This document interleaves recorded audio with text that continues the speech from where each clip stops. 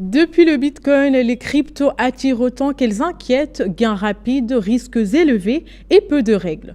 En Mauritanie, beaucoup de jeunes s'y lancent faute d'emploi. Avancées technologiques ou simples bulles, comment protéger l'épargne dans ce marché instable?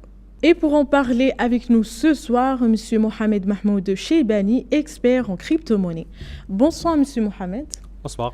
Alors d'abord, qu'est-ce qu'une crypto-monnaie? Les crypto-monnaies sont des monnaies virtuelles basées sur la technologie blockchain.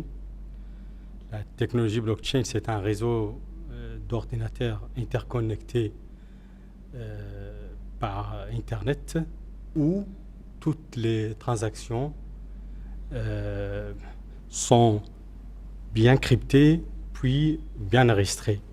Donc cette opération, permettez-moi, cette opération rend la manipulation ou le piratage impossible.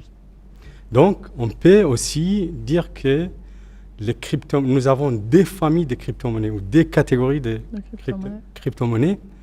Donc, on parle de Bitcoin. Bitcoin qui est la première monnaie numérique internationale.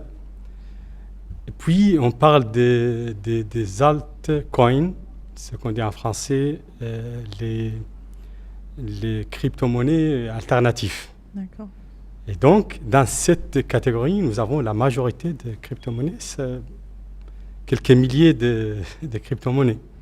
Et puis, je dois dire que je dois parler de la sécurisation des crypto-monnaies. Quand on parle des crypto-monnaies, c'est quoi la crypto-monnaie? Donc, je vais répéter la même question pour dire qu'il y a une différence par rapport à la monnaie classique, traditionnelle. Quand on parle de la monnaie classique, on parle d'une banque, Exactement. on parle d'une monnaie physique, pièce ou billet, etc.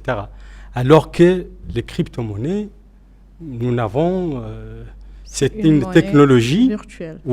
C'est une technologie où les transferts se font en ligne, entre réseaux, sauf que crypté. Si je vous envoie une partie de Bitcoin, vous le recevez sans aucun problème et sans passer par ni banque, ni régulation, quoi que ce soit.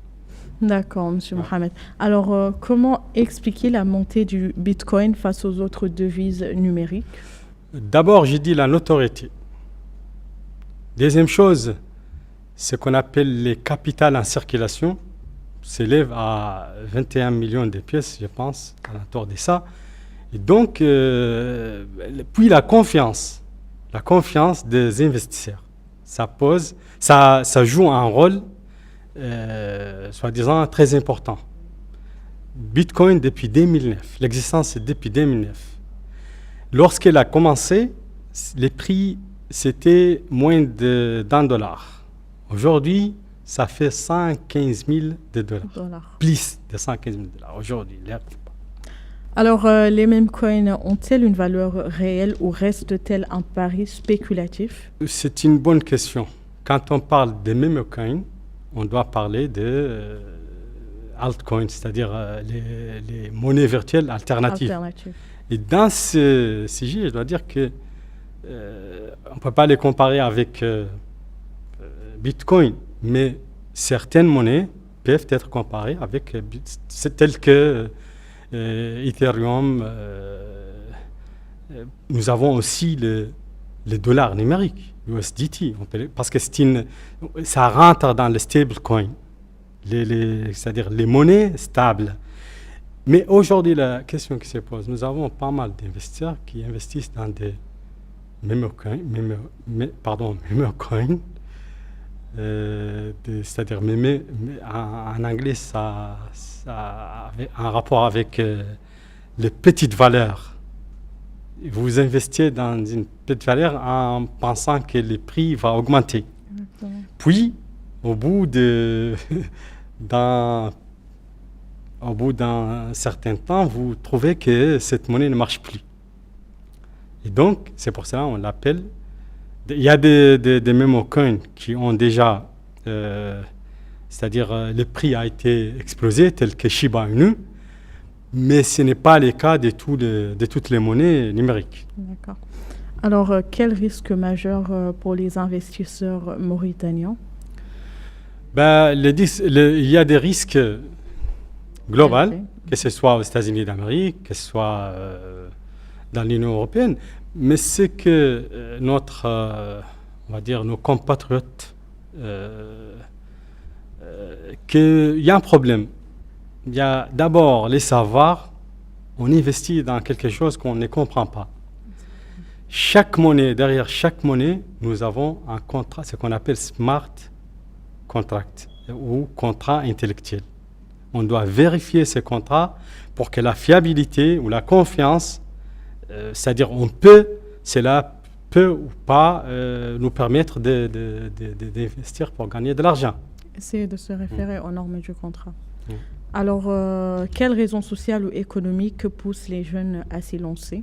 Il y en a beaucoup, hein. Il y en a beaucoup, mais choisissons le chômage, choisissons il y a beaucoup de choses, surtout ici en Mauritanie, pas comme les autres pays. Les crypto-monnaies, c'est depuis 2009, je pense.